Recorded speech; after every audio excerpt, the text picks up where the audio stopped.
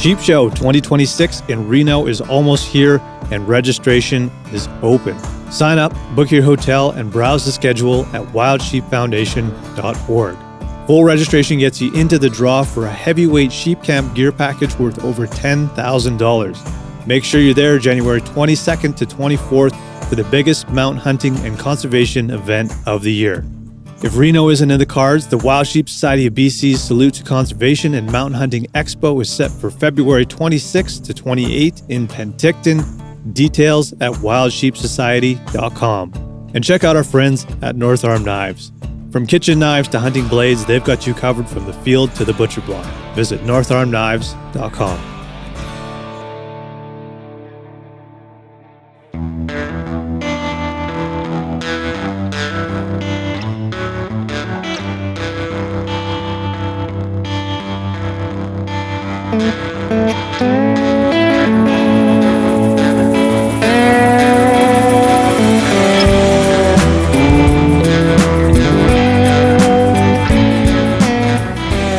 I'm going to keep this short. This is technically episode 192, but I'm using this opportunity to introduce a brand new podcast. And if you listened a couple weeks ago, you'll know that I had on Maddie Richards from the Wild Sheep Foundation, and that WSF has launched a brand new podcast with Maddie as the host, which is called Kicked Out, and it features stories of people that have been kicked out of the Lesson 1 Club. In other words, stories of people who have successfully harvested their first ram.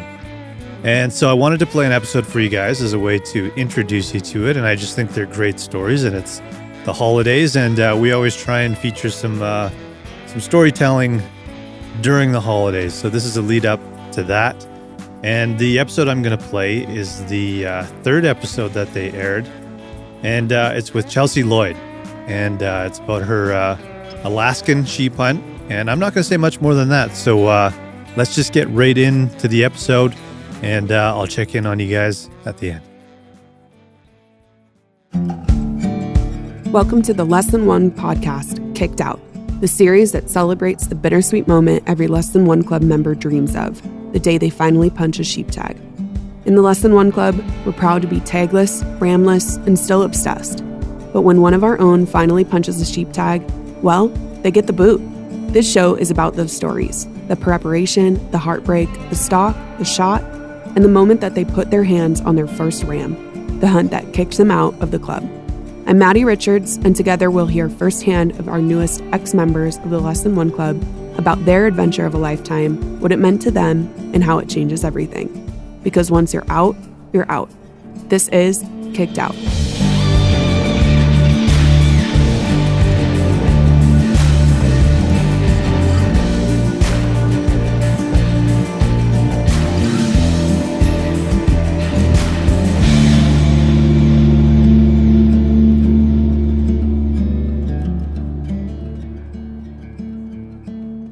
All right. Hello, everybody. We are back with another episode of a Lesson 1 Kicked Out story.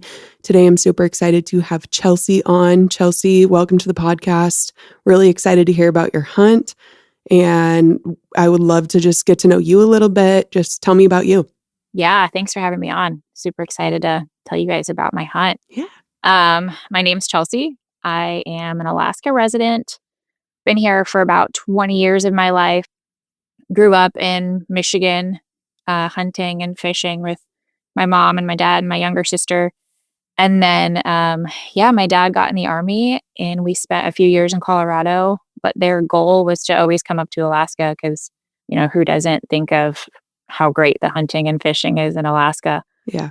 So we eventually came up here, and we all stayed. It's like I said, it's been about 20 years, and it kind of opened the door for so many different bigger opportunities to hunt and to fish versus like the whitetail and small black bear we were used to in Michigan. Definitely. Yeah. That's awesome. I'm a fellow Midwesterner myself. I grew up in Minnesota. So moved out to Bozeman, about 9 years ago, just for better hunting and fishing opportunities. So I totally understand where you're coming from. It's kind of crazy to see, and obviously more so in Alaska, but it's incredible to see the hunting opportunities in these different places. I grew up sitting in a tree stand all my life, so Yeah, the change was pretty drastic, and I've loved every second of it. Well, it sounds like you grew up hunting. Is that right? Yeah, ever since I can remember. Um, Sitting in a deer blind with my mom, when I was 3, 4 years old. So So that translated into mountain hunting, obviously. So in Colorado, did you get a taste of that at all?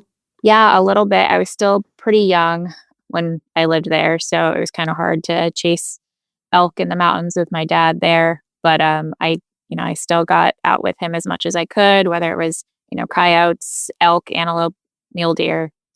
So that gave you a little bit of a taste of mountain hunting, it sounds like. And then obviously Alaska just opens up such a greater opportunity for that. So when did you start pursuing hunting when you moved to Alaska? Right away. I mean, as soon as we got here and, we had the chance to settle in and, get hunting, we were hunting moose and then, it kind of spread to caribou and bear. And then eventually I was like, okay, I want a bigger challenge. So, what's more of a challenge than Dall sheep? Definitely. So really got into that. And then, this year was able to make it happen. That's incredible. I'm so excited to hear about your story. Yeah. Sounds like this has been a long time coming for you. Yeah. As an Alaska resident, you're able to purchase a tag over the counter. You're able to put in for a tag. Describe that process for me a little bit. Yeah. So as a resident in Alaska, you can hunt Dall sheep over the counter with just a harvest ticket. But my hunt in particular was a draw tag in the Chugach, which is a super hard tag and range to draw a tag in and get to hunt. But yeah, so as a resident, you can either hunt over the counter and you can put in for draw tags like, the rest of America. How long did you put in for this tag for? So this is actually the first year I put in for this specific tag. Wow. which was so crazy. I had put in for other areas before, but this area I had really looked into and it's really close to where I live. So I had the opportunity to kind of scout all summer. But yeah, I put in for this tag and it was funny because I didn't even know I grew it at first.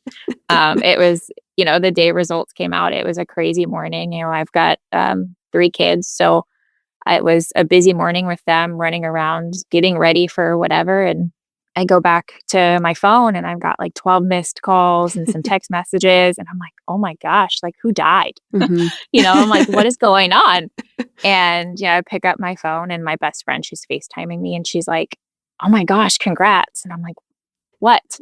And she's like, look at your tags. And I was like, oh my gosh.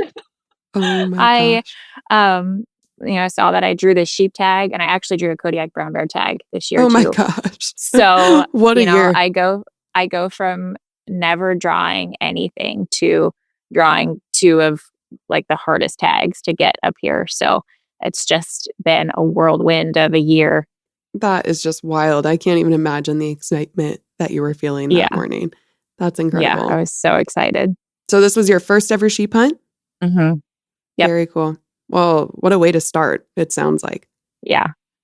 What did your preparation look like leading up to this? So I put in so much time preparing for this hunt, and it was a lot of physical training for me because I'm a rather small person, 5 foot tall, 110 pounds. I was so scared to be carrying weight. Yeah. 30, 40 pounds. Yeah. Okay. But carrying 50, 60, 70 pounds on your back in and out of the mountain, I was pretty nervous about. So a lot of my preparation was in the gym and then just getting outside with a heavy pack on my back, getting my body used to the weight, making sure my pack could handle the weight, finding different areas in my pack to pack the weight, so I wasn't uneven and falling on one side rather than the other. Mm-hmm. And then, like I said, that this tag that I drew was pretty close to home. So I was able to go scout the area early summer. And then I'm actually a private pilot myself. So I've been able to fly the area quite a bit before we went in there, just to kind of get an idea like, okay, have the sheep moved back here yet? What does it look like? Is the snow gone? So that was a lot of time, flying and then hiking.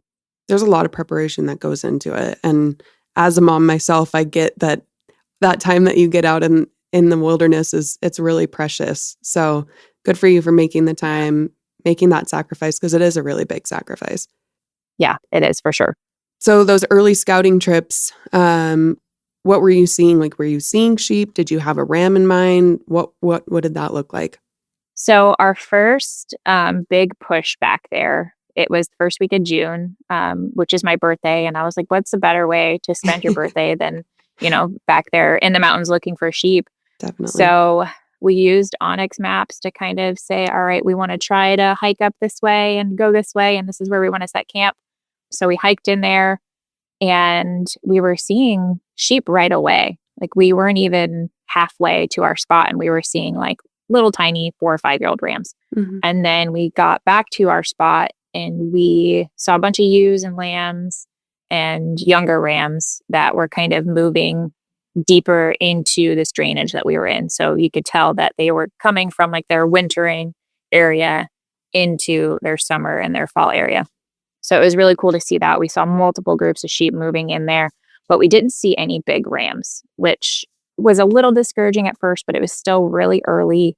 And, I just from talking to other people who had drew that tag, who knew the area, they were like, there's big rams back there. Don't get discouraged. And then taking the time further in the summer to fly and to like scope out the area, I was seeing decent rams.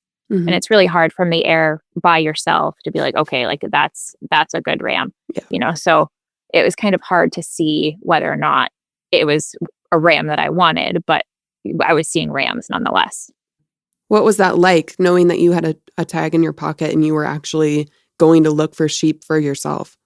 Super exciting and also a little stressful because when you draw a hard tag like that, you feel the pressure that you have to find that ram and you have to take a ram home, which is never how you want to feel when you go hunting. You just want to be appreciative that you were out there and just enjoy it. And it's always, a learning experience every single time you go hunting. But I just feel like there's just a little extra pressure by drawing that tag that, okay, like I have to seal the deal. Definitely. Especially having family and friends that know the weight that this carries. And you're like, well, I have to be successful for them. They know that I'm out there. They know I'm doing this. So yeah, I totally understand that. I can understand that pressure for sure.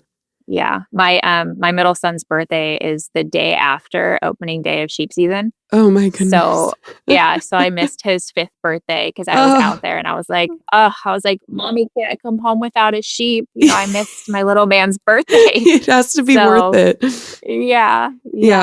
My daughter's birthday is in the middle of elk rifle season here in Montana, which I love because I'm like, okay, hopefully when she's old enough to hunt for herself, she can kill a bull on her birthday. Like, how great would that be? But also I'm like, oh man, I have to tag out early so I can be home for her birthday. The things we have as moms in our brain, we're like, okay, we have to be successful for our kids. So I get that. Yeah. Well, very cool. Sounds like a lot of preparation went into this. When you were building out the gear that you were going to take, what was your mindset going into that? Do you have specific gear that you always take on your hunts? Was there things that you purchased specifically for this? Anything that made a big difference for you on this hunt? So definitely a good pair of boots mm-hmm. was, right away, like you're hiking an unknown amount of miles in terrain from tundra all the way to shale. Mm-hmm. And I knew I wanted to make sure my boots were ready to go and could, withstand that. And I've had the same pair of boots for the last 4 years and they've never failed me. I've got some women's Camaraderie boots. Nice. That are amazing. Yep. And that first trip in June out there was kind of to really test out all this gear. Yeah. What worked, what didn't work, what do I need to buy specifically for this hunt? I bought new rain gear. Mm-hmm. So I've got some women's Kuiu Chugach rain gear. Aptly named. Yes. Yeah. So that was great to have. And then, I already had a Kuiu 2-person tent that I've used on backcountry caribou hunts and things like that. It's nice and light, can fit in the plane, can fit in my backpack. So that's definitely something, that we were appreciative to have, was a light tent, but it, kept us warm and dry. And I'm trying to think what else I purchased for this trip. I had most of the gear already, but it was kind of like fine tuning, like what is heavy and what can replace that. Because like I said, I'm a tiny person. I didn't want to carry extra weight if I didn't have to. A water filtering system was pretty important. So I got this little thing called a catadine that you just stick in the water, and it's kind of like a compressible water bottle. So that was really helpful. There's a lot that goes into it. A lot of preparation for a hunt of this caliber. So, and taking that time to fine tune your pack is invaluable for sure. So we've kind of heard about your preparation for this hunt. Obviously, this is a big deal. You drew an amazing tag. You feel the pressure to capitalize on this opportunity. So let's get into the hunt a little bit. I'm excited to hear about it. What was it like stepping onto the mountain for your first sheep hunt? It was so exciting. And, our whole plan was to leave on the 7th. So we were there early and had time to, find a ram, not have to rush. But the weather was awful. So we weren't leaving the 7th. We ended up leaving the 8th. But I was excited. I was anxious. I was just ready to go. I had everything in my pack, had everything weighed, had a plan. And nothing ever goes according to plan.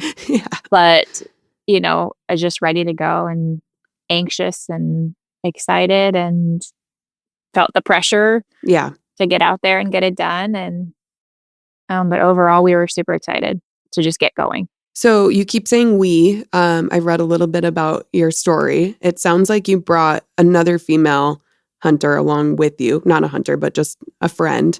So as a female hunter, I think that's really, really cool. Good for you for getting after it with another gal. Who came with you? So my friend Sam, she came with me.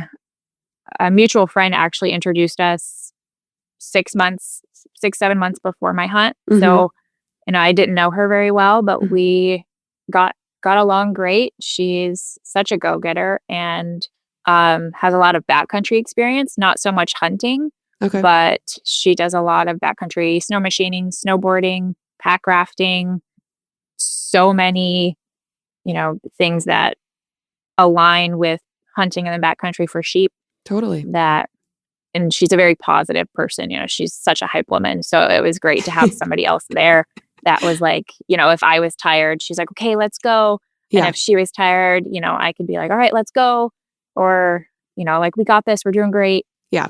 But I wanted it to, be another woman with me. And I wanted to show my daughter that, girls can do anything. Yeah. So it was really cool to, pull a sheep off the mountain with 2 women and show incredible. my daughter that, show my daughter, but other women too, that you can get outside, you can do it. That is so cool. Good for you. I love that. That's just an added layer of, that probably hasn't happened a lot. There probably haven't been a ton of women, just 2 gals on the mountain killing sheep. Like, that is really cool. Yeah, I'm not sure. I haven't read any stories or talked to anybody that have done that. And I was like, okay, we've got a lot of people who think we're foolish right now. Yeah. Let's prove them wrong. Yes. I love that. There was one year where I was bear hunting in Montana, and I just went out on my own. I was like, you know what, I'm going to bust out here after work and go look for a bear. And I ended up shooting one, and I had the idea to text one of my friends, one of my girlfriends, and say, hey, this is where I am. I just want to let you know my phone's going to die. And luckily I had sent her a pin of where I was, and my phone ended up dying. My headlamp ended up dying. I'm in the pitch black on the mountain by myself with a dead bear. Oh, I killed a bear. And I'm skinning this thing out by a fire because I didn't have a headlamp. And I just hear, Maddie. And I'm like, oh my gosh. And my friend Sydney, shout out Sydney, She happened to come to my pin, come help me pack it out. And I was like, you know what? There probably haven't been a lot of girls on the mountain packing out a bear at 1:00 in the morning. Like, this is pretty awesome. So I get that feeling of like, this is awesome. Like, we're a great team. So good for you. That's such a cool part of your story. I love that. Yeah. Let's get into the actual hunt. What you wanted to leave the 7th, right? That didn't end up happening. Yeah. Walk me through how this all came to fruition. Yeah. So we left the 8th. We, bright and early, got out there. I think we started hiking in at 8 a.m. We took a before picture because we were like, okay, here we go. We're going. Took a before picture. We got hiking, and we had actually, so back in June when we hiked up into that area, the original trail that we took, we were like, no, we can't. We're not taking that away again. And on the way out, we actually found a more, I don't want to say easier because it wasn't easier, but it was not as hard to hike through that route. And, we made sure we had our tracks on Onyx so we knew that we could follow it back up. It was a more gradual incline than the straight up and through alders and everything that we did before we reached the Alpine. So we start hiking in, and beautiful weather. Like, it had just rained and rained and rained for days. And then our hike in was beautiful. Amazing. And we get in there. It takes us about 8.5 hours to get to our spot. So nothing crazy compared to, the multiple days it takes some people to get to a sheep spot. Yeah. And we crest this hill where we were going to set camp, and we get right there, and Sam points and she's like, look at that right there. Like, the sun is shining on this hillside, and there's a big old ram a mile from where we were setting the tent. And I was like, oh my gosh. So I drop my pack, she drops her pack, and we kind of go up a little bit to where we have a little bit of a vantage. So, because we were kind of like down in a little gully before we went up to where we were setting camp. And I took my spotter out, and we just watched him for 2-3 hours before we even started to set up camp. Trying to get every single angle. Like, is he legal? Is he full curl? Does he flare out? Like, we're just trying to see him. And then he kind of gets up and he starts feeding away. And we're like, okay, like, it's about dark. He's going to bed, and we're just going to watch him so this was the 8th, and the opening day was the 10th. I was like, we're just going to watch him for another day. Yeah. And see if we can get closer and confirm that he's legal. So we get camp set up, we eat dinner, and then we wake up and he's not there on the 9th. And we're like, okay, well, here's what we're going to do. We're going to hike over that way. He's probably in one of those cracks over there. There's so many places for them to hide. You just don't realize that they can just hide behind one little rock and you'll never see him. So, we get a day pack on, and I've just been taught by so many different backcountry people and sheep hunters, like, you make sure you have 2 days of food with you. You have your rain gear, you have your puffies, and then, water and emergency gear. Yeah. So we had all that in our packs, kind of made a plan, and we hiked on the other side of this creek from where we thought he might have hidden. And we hiked that way, and we didn't see him. We weren't really seeing much right away that day on the 9th. And we're like, darn it, but it was beautiful out, kind of like midday. We both fell asleep in the tundra. Looking for sheep, and then about 4:30 rolls around, and we're like, okay, well, we'll hike back towards camp and glass over there. And as we're hiking back towards camp in this boulder field, Sam is a little bit in front of me, and she just like drops to her knees behind this big rock. And she's just like giggling and shaking her head, and I'm like, what? And she points over the rock, and that ram was 225 yards away from us. Oh my gosh. And he was blocking our trail to camp. No way. Like, he was literally like the route we were going to take. He's standing right there.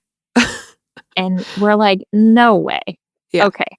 So now I'm like, all right, well, now we're super close to him.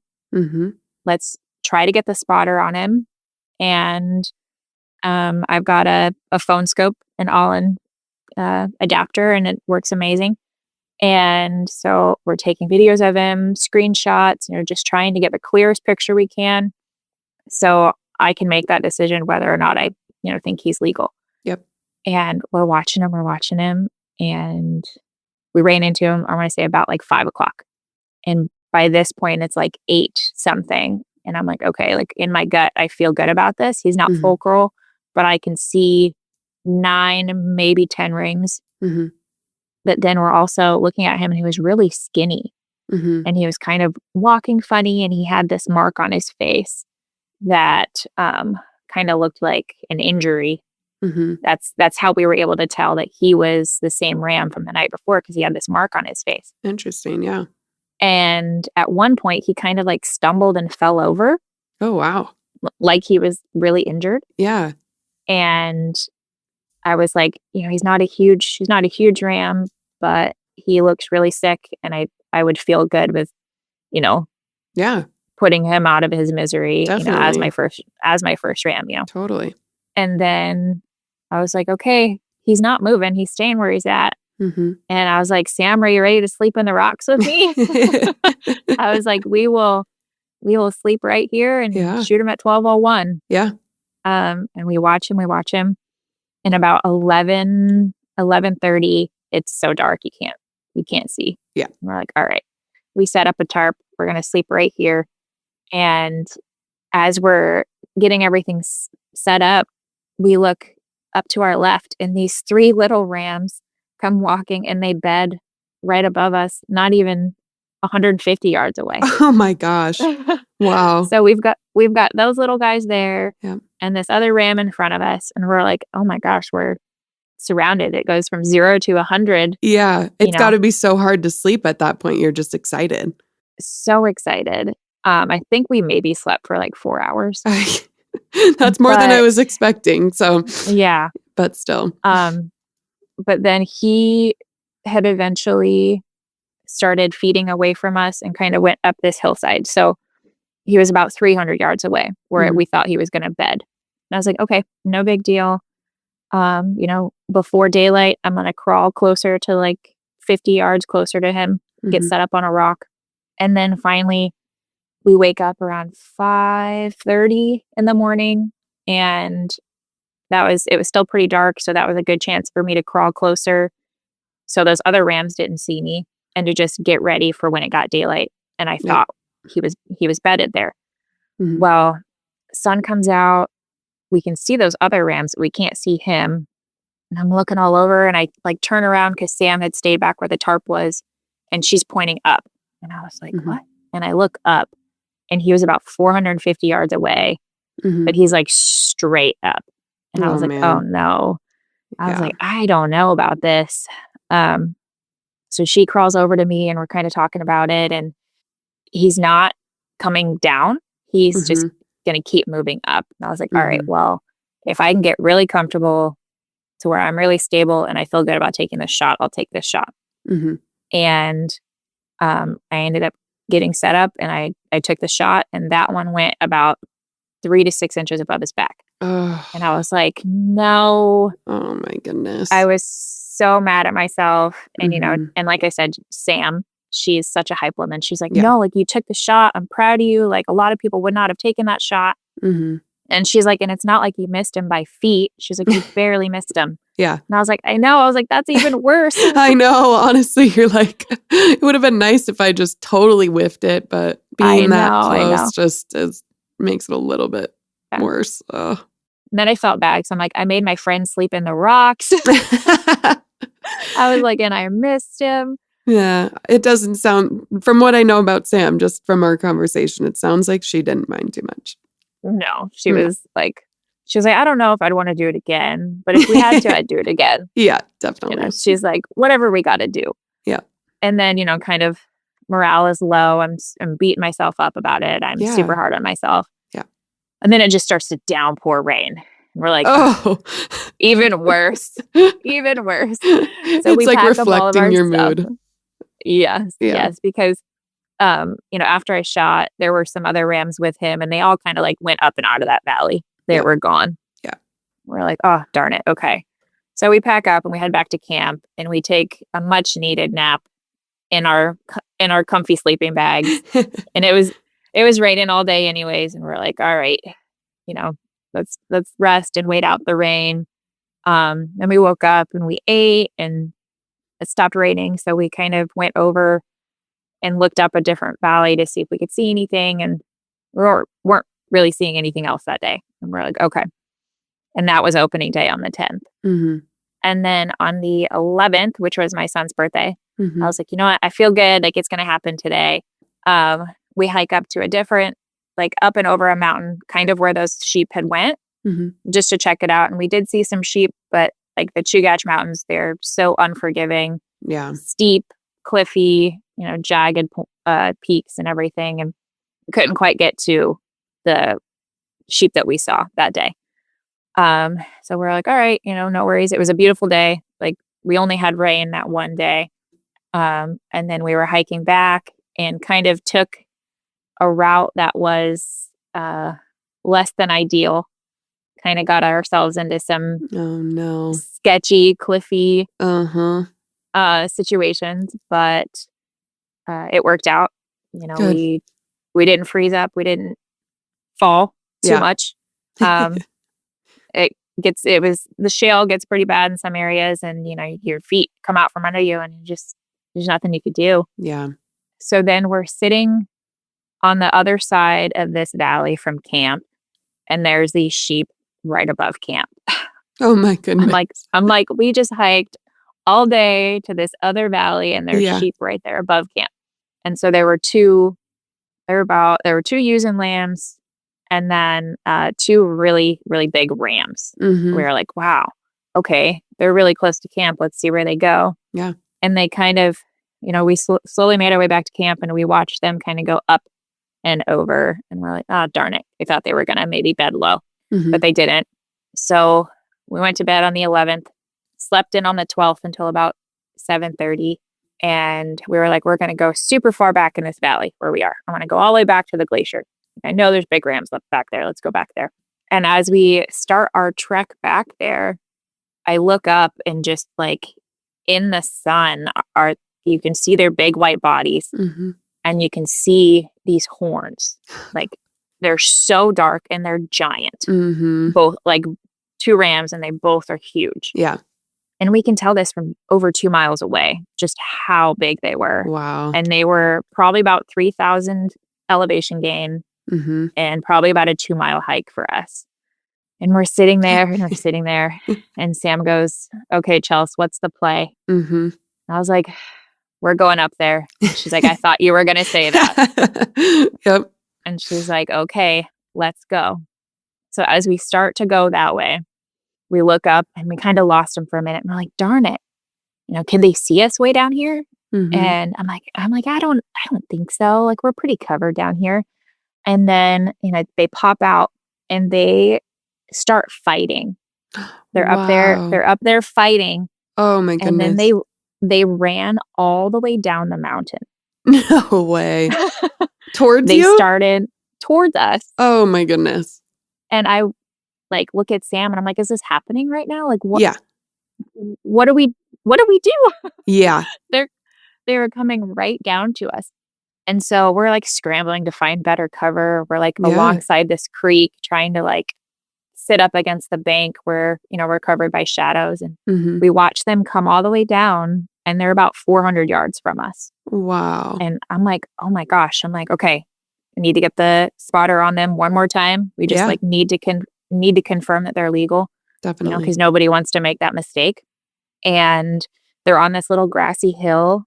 I'm like, okay, they're going to feed towards us. Mm-hmm. Well, they go behind that hill, and we wait and we wait and wait. And I'm like, darn it, like, where did they go? Mm-hmm. And I was like, I'm going to drop my stuff and I'm going to go I'm going to crest that little hill, and they're probably bedded in the sun on the other side of that hill. And she's like, okay, sounds good. Like, let's go. Mm-hmm. And at this point, I think it was like 11 o'clock in the morning. The sun is super high in the sky. It's like 75 degrees already, which is Wow. totally unexpected. Yeah. And so I get to the top of that hill, and they're nowhere to be found. I'm like, what? And I had the wind at my back. So I was like, they totally winded me. Like this is the whole time I'm like running from bush to bush, trying to stay covered just in case they pop over that hill. Totally. And there were actually a handful of smaller rams further up the valley behind them. So I didn't want them to see me either. Right. So I'm running and I get to that hill and they're nowhere to be found. And I thought I was winded, but I saw those other rams that were literally right in the line of my wind. So I'm like, well, if they didn't win me, these other guys didn't win me. So I'm looking all over. And then I look to my right down that hill at the base of a moraine on the creek, and they're right there. And I was like, oh, shoot.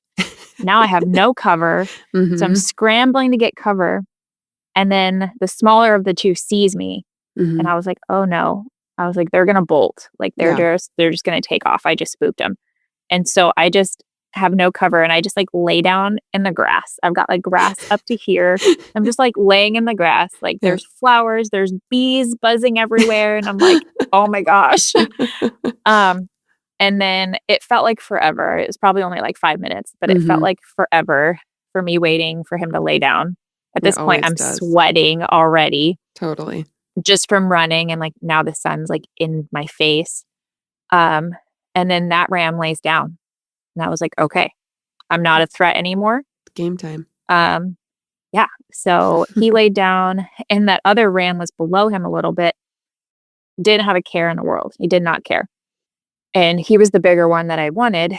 And I get to a point where I'm like next to this little bush where I've got some cover, but I've got like a perfect line of sight to him. And then these other two rams join him. Wow. Now you're just covered in sheep. It was crazy. That is crazy. So now I've got 3 white bodies I'm looking at. And I'm like, oh, okay, well, now I need to confirm again which one is mine. And now they're all together. And then the 2 smaller ones they stayed away from the bigger one. And then the bigger one started walking and he stopped behind this giant rock. All I could see was his head. Of and course. I was like, you knew I was here. And then finally he started walking out and I kept ranging him because he kept walking. So he was at 200 and then he was at 215 and then he was at 220. And I was like, stop walking. Because I'm having to like turn my body because I've got my bipod all the way out of my rifle because the grass was so tall. And then I've got rocks underneath me that I'm trying to like set the stock of my gun on. And I'm trying to just get it to where it's like super comfortable. Because in my head, through this entire stalk, I'm like, I don't want to miss again. I don't want to miss again. I don't want to miss again. Yeah.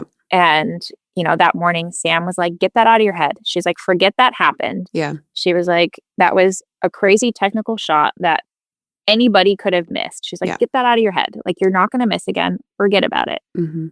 So I'm trying to get all comfortable and I've got my bino harness on. I've got my pistol on. So I'm like laying down. And so I just take all that off because that was just in the way. And then finally he keeps walking and I'm like, I don't want to shoot him while he's moving. Yeah. And I'm trying to dial my MOA and I'm like, this is stressful. I'm getting stressed right now just hearing about it because I know exactly the feeling of like you're getting everything ready and then you're like, okay, but now I have to move a little bit and now the animal's moving and there's other ones that have their eyes on me and I'm having like, I know how this ends and I'm still getting stressed for you. So I can't imagine how it felt in the moment.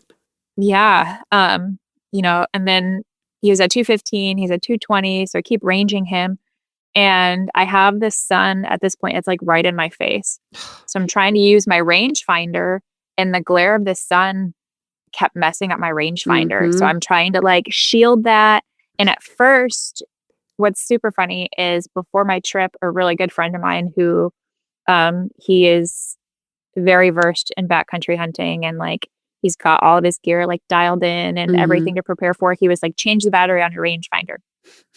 And as I'm trying to like range the sheep, I was like, oh my gosh, did my battery just die? And I didn't change it. And I'm like, he's never going to let me live this down. But it was just the sun, thankfully. Just the glare. Oh my gosh. And I can't imagine that like split second of panic that you probably had. Oh my gosh, I was like, what do I even do at this point? Like, I was like, who would have thought that, Mhm. I've had this rangefinder for 2 years, never changed the battery, that this is when it decides to die. I feel like that's a sign for me to probably check the battery I on mine. know. Yeah. Oh my gosh, I know. But they're the weirdest little like C12 Yeah, there's batteries such that weird batteries. they're so weird. Yeah.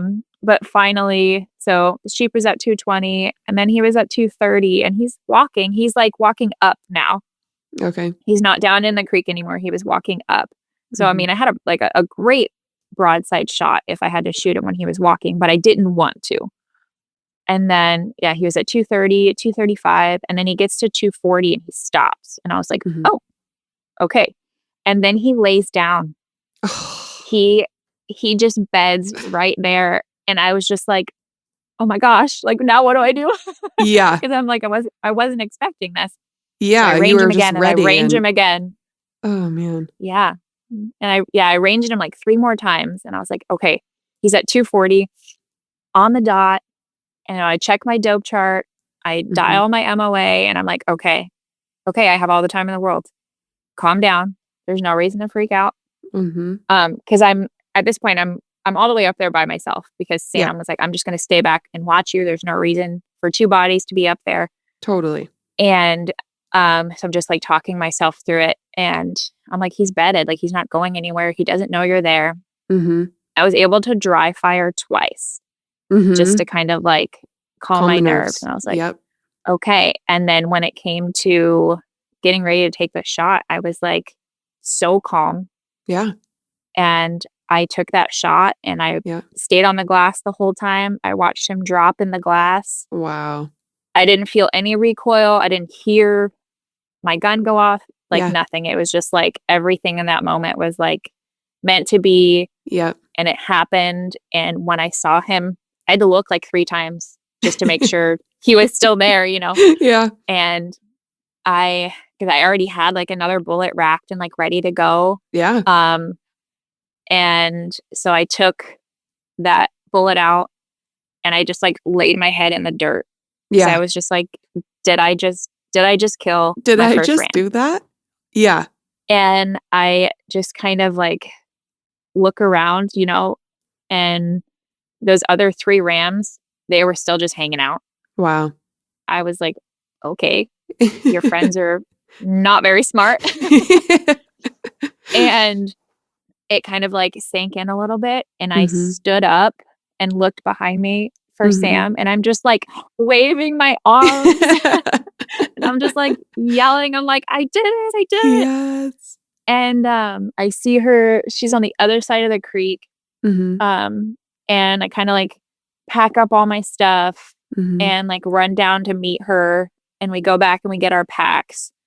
And we're just like still, even to this day, like it has not sunk in. I I'm believe just it. like still super excited. Yeah. And I, got down to her and she gave me a big hug and she's like, all right. She's like, let's go get your ram, dude. Like, let's go. Oh my gosh. And so we get to him and he's kind of like on this rocky incline.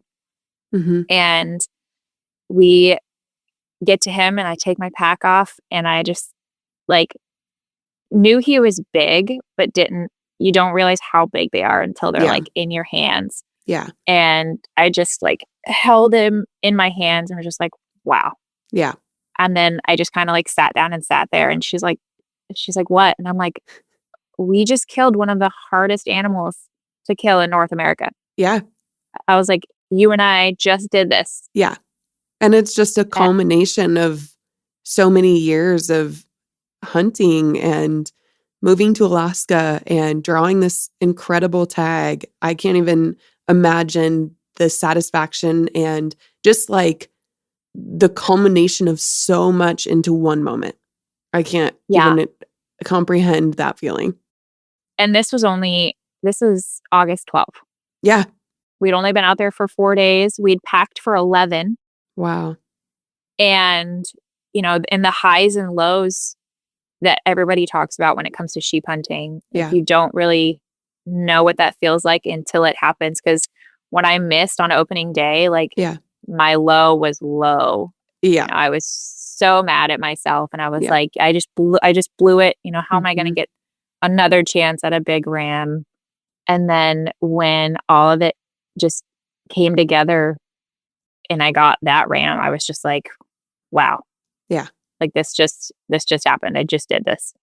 That is incredible. I'm so excited for you. And it's just clear to see how much this hunt meant to you and how exciting that moment was for you. So I'm really excited I got to hear a little bit more about it. That's incredible. Yeah. Do you think you'll do another sheep hunt here in the future? Oh, every year. Yeah. I'm hooked. Yeah. Hopefully you draw another cool tag, but that might have been a divine intervention. That's pretty amazing. I think, yeah, I think that was definitely a once in a lifetime thing. And, yeah. Now I'm just hooked. It's a lot of it's all about that chase. Totally. Like they are such an amazing animal, and they are in places that humans are not meant to go. Definitely. And when you get there and you do that and you realize like the rugged terrain that they live in every day, you just appreciate it that much more. So much respect. They're such an incredible animal. Yeah. Well, Chelsea, it was really exciting to hear about your story. I am so thankful that you've taken the time to sit down and share a little bit about it. It's clear to see what this hunt meant to you, how much time and effort you put into it, and it paid off for you. That's incredible. Yeah, thank you. I'm so happy I was able to tell you guys my story. Yeah. Well, thanks, Chelsea, again. To everyone, thanks for listening to another episode of Less Than One Kicked Out. Every story reminds us why we work so hard to put and keep these wild sheep on the mountain. So another member kicked out. Chelsea, congratulations. So who's next? Yeah, who's next? Thanks. Yeah. Thank you.